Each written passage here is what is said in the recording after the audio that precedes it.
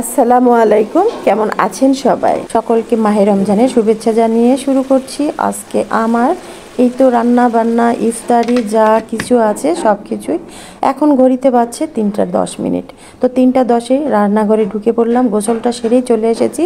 আর এই তো একটার পর একটা বসিয়ে দিয়েছি, 2-3 চুলা মিলে এমন অবস্থা হচ্ছে ইদানিং যে সময় মতো ইফতারিটা কমপ্লিট হওয়ার পরে 10 মিনিট বসে থাকার মতো আর অবস্থা নেই, একবারে টাইটাই মানে কাটায় কাটায় কাজ হচ্ছে। এখানে দিয়ে দিয়েছি কোয়েল পাখির ডিম আর আলু সিদ্ধ। আর আজকে আলুটা সিদ্ধ করতে মনে নেই, ওই জন্য তাড়াহুড়া করে এখানে বসিয়ে দিলাম ডিম আলু চপের জন্য। আর এদিকে কিছু চিকেন আমি কষিয়ে নিচ্ছি। আর দেখেছেন বেলাটা এখন এই অবস্থায়, এখন বাজছে 4টা। তো এরই ফাঁকে আমি যে নামাজটা পড়ে এসেছি। আর এই তো চুলার উপরে সব কিছুই বসিয়ে দিয়ে গিয়েছিলাম, ডিমে আছে। তো এসে একটু আতপ চাল সেটা ধুয়ে পানিটা ঝরিয়ে রেখে দিয়েছিলাম 10 মিনিট আগে। আর কিছুটা ছোলা সিদ্ধ করে সেই প্রথম রোজাতেই ডিপে ঢুকিয়েছিলাম, তো সেখান থেকে ছোট 1 কাপ ছোলাও নিয়ে নিলাম। তো ছোলার এই আইটেমটা আমার ঘরে রোজার প্রত্যেকটা দিনের ইফতারিতে থাকাই চাই, অন্য কিছু থাকুক আর না থাকুক।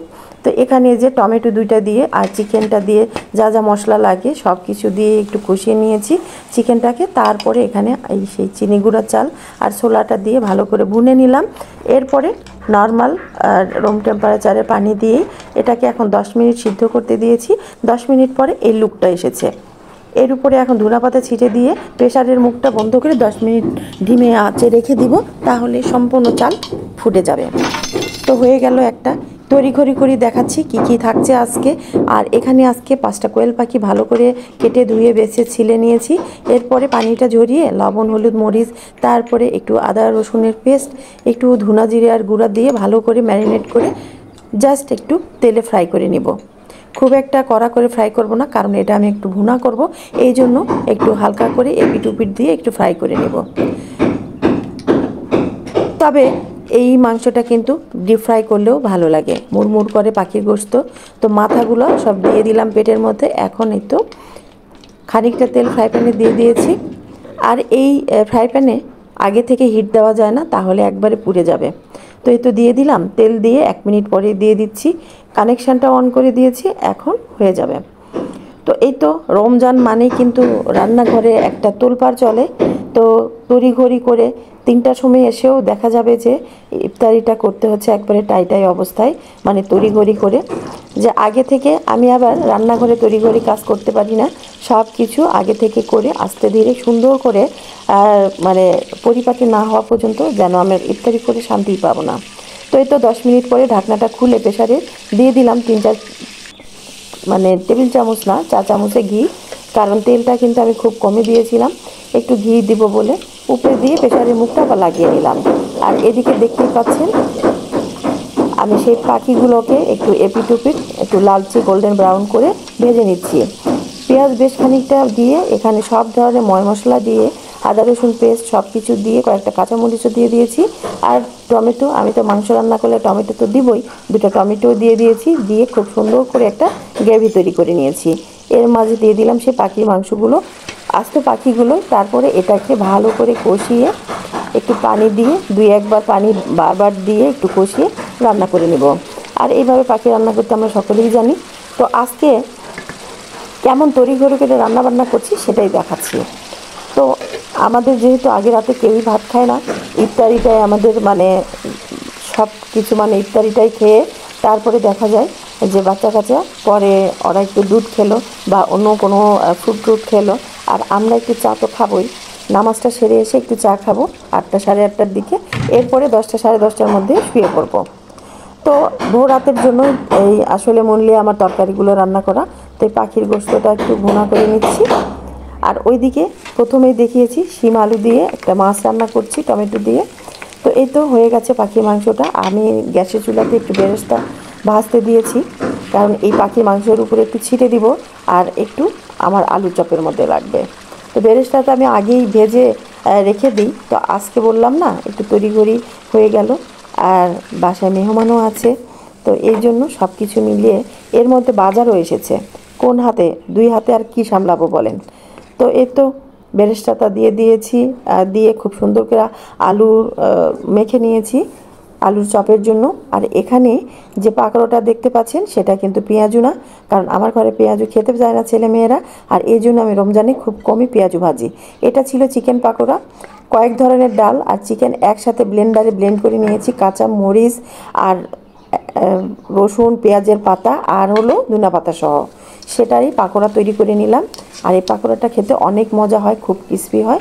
আর এখানে বানিয়ে নিচ্ছি বেগুনি। তো বেগুনিটার ব্যাটার আমি কিন্তু তৈরি করেছি চালের গুঁড়া আর বেসন দিয়ে, সাথে সামান্য পরিমাণে ময়দা দিয়ে। এতে কিন্তু ঘন্টা ধরেও যদি আপনি রেখে দেন বেগুনিগুলো, তারপরেও মচমচে থাকে। তো এ তো বেগুনি কী দিয়ে কেমন করে ভেজে নিতে হয় সেটা তো আমরা সবাই জানি।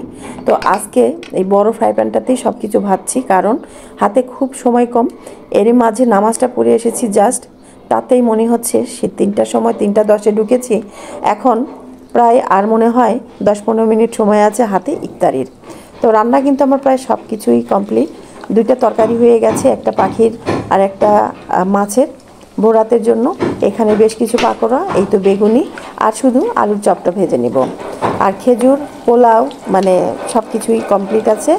আর মেয়ে শশা কেটে নিচ্ছে। ও আজকে মেয়েও আছে, আজকে 4র্থ রোজা, মেয়ে এসেছে, তো ও একটু শরবত সব রেডি করে নিচ্ছে।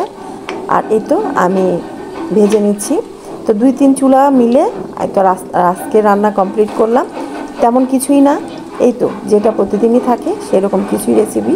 যদিও আমরা তেলে ভাজা এই জিনিসগুলো প্রতিদিন করি না, দেখা যায় এক একদিন এক একটা করি। আজকে এটা করলাম, তো কালকে হয়তো আর একটা নতুন রেসিপি থাকবে। ঘুরিয়ে পেঁচিয়ে আর কি, কারণ প্রতিদিন এই তেলের এতগুলো জিনিস খাওয়াও আসলে ঠিক না। বা এই যে দাঁড়িয়ে দাঁড়িয়ে এই 3টা থেকে এই যে 2 ঘন্টা 3 ঘন্টা মিলে এই রান্না করা, এটাও আসলে একটু কষ্টই হয়ে যায় রোজা থেকে। তো এই জন্য এক একদিন এক একটা করার চেষ্টা করি। যেদিন শরীরটা বেশি খারাপ থাকে সেদিন হয়তো হালকা পাতলা কিছু দিয়ে, যেমন চিড়া দই, টক দই কিংবা মিষ্টি দই কিছু একটা হতে পারে, কিংবা ফালুদা, কিংবা হয়তো হাতে বানানো রুটি, সবজি, এইরকম কিছু। আর শরবত 2-3 ধরনের থাকেই। এই দিয়েই আমরা ঘুরিয়ে পেঁচিয়ে ইফতারটা কমপ্লিট করি একটা মাস বলতে গেলেও কিন্তু কম না, অনেক। 30টা দিনে যদি এই ভাজা ভুজা খাওয়া যায়, তাহলে বলেন তো কী অবস্থা হতে পারে। এমনিই আমরা আগে রাতে ভাত খাই না, তারপরেও যদি প্রতিদিন একই রেসিপিগুলো চলে তাহলে কিন্তু ভালোও লাগে না। তো এই তো গতকালকে যেমন ভাত করে নিয়েছিলাম, যেটা ভিডিও আপনারা নিশ্চয়ই দেখিয়ে থাকবেন, আলু ভর্তা, আরও ভর্তা, সাথে ডিম ভাজি দিয়ে ভাত খেতে ইচ্ছে করছিল। তো সবাইকে রোজা থেকে যাকে জিজ্ঞাসা করি এটা করব, কেউই না বলে না। আর আমার তো ইচ্ছা আছে বলেই বলি, তো সেটাই সেই খাবারগুলোই করে নিই। তো এই যে বেগুনি দেখছেন, আজকে বেগুনিগুলো কিন্তু খুব একটা ফুলছে না, বাট অনেক ক্রিস্পি হয়েছে। তো আপনাদের কেমন কি অবস্থা? সবাই আমাদের মতো গৃহিণী যারা, সকলে এখন রান্নাঘরে ব্যস্ত, তবে কিছু কিছু ডিফারেন্ট তো থেকেই যায়। অনেকে আবার বাহিরের কেনা আইটেমগুলো খেতেই বেশি পছন্দ করে, কিংবা রোজা থেকে শরীরটা ক্লান্ত বোধ করে বলে বাইরে থেকে কিনে নিয়ে আসায়। তো আমার ঘরে কিন্তু এই 1 মাসের মধ্যে হয়তো বড় জোর জিলাপি কিংবা হাতে গোনা কোনো একটা আইটেম আসতে পারে, তাছাড়া বাইরের কোনো আইটেমই কেউ খাবে না। বিশেষ করে আমার হাজব্যান্ড যিনি আছেন, উনি তো খাবেই না। সে খাওয়ার মানে পক্ষপাতিও না, বাহিরের খাবার কেনারও পক্ষপাতি না। অতএব কষ্ট করে হলেও আমাকেই বানাতে হয়, কারণ বাচ্চা কাচ্চা আছে।